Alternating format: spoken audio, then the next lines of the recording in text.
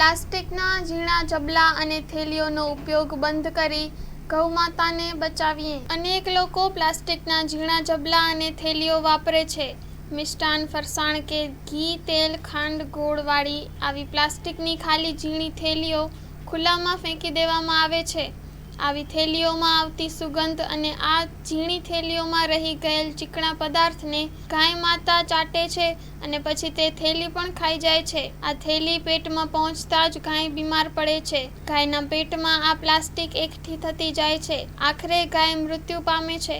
ગાયને બચાવવા તેના પેટનું ઓપરેશન કરવામાં આવે છે ત્યારે પણ 20 થી 50 કિલો આવી ઝીણી પ્લાસ્ટિકની થેલીઓ પેટમાંથી નીકળે છે ત્યારે હૃદય કંપી ઉઠે છે। 33 કરોડ દેવતા જેના શરીરમાં છે તેવી ગાય માતાને બચાવીશું। ગૌપ્રેમીઓ, જીવદયા પ્રેમીઓ, જાગૃત બની ગાય માતાને બચાવો। પ્લાસ્ટિકના ઝીણા જબલા અને ઝીણી થેલીઓનો ઉપયોગ સદંતર બંધ કરી ગૌ માતાને બચાવીએ। કાગળની અને કાપડની થેલીઓનો ઉપયોગ કરી લોક જાગૃતિ રૂપે માનવ જ્યોત સંસ્થા ભુજ તથા શ્રી રામદેવ સેવાશ્રમ પાલારા કચ્છ દ્વારા કાપડની થેલીઓ લોકો સુધી પહોંચાડવામાં આવે છે। સંસ્થાની માનવ સેવા, જીવદયા, પર્યાવરણલક્ષી પ્રવૃત્તિઓ આખા કચ્છમાં પહોંચી છે। પર્યાવરણને બચાવવા અને પ્રદૂષણને ડામવા સંસ્થા કમર કસી રહી છે।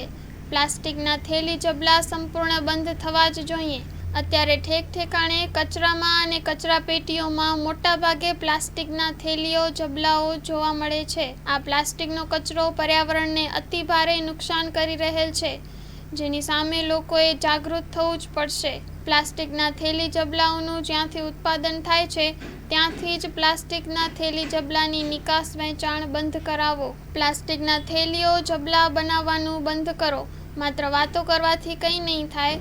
મુંબઈ જેવા મોટા શહેરમાં પ્લાસ્ટિકના થેલી જબલા બંધ થયા તો ગુજરાતમાં કેમ ન થઈ શકે। ગૌ માતાને બચાવવા માટે માત્ર વાતો જ ન કરીએ, નક્કર પગલાં લઈ પ્લાસ્ટિકના થેલી જબલા બંધ કરાવીને જ જંપીએ।